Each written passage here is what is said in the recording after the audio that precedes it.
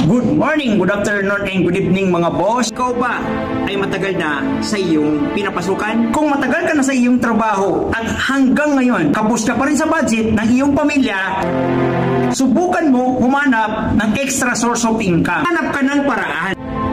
Huwag mong iasa ang pamilya mo sa buhay ng may buhay. Baka ang inasahan mo ay meron din silang problema. Pabigat ka lang sa kanila. Kaya hindi ka nakakaipon kasi maluho ka. You only live once. Kaya po tayo hindi nakakaipon kasi mahilig po tayo bili dito, bili doon.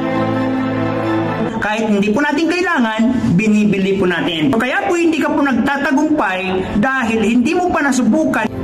Kuda ka na kagad sa sarili mo. Buksan mo po ang iyong isipan. Masdan mo ang nangyayari. Nakikita mo na marami nang nagsasucess. Ayaw mo pang sabayan? Sabayan mo na yan. Gusto mong umasenso, gayahin mo yung mga trabaho ng mga tao umasenso. Ano yung ginawa nila, yun din po yung gagawin mo para umasenso. Huwag mong hayaan na lamunin ka ng iyong galit, hinanakit, at inggit. Ang pinaka number 1, mag-move on ka na para sa iyong pangarap.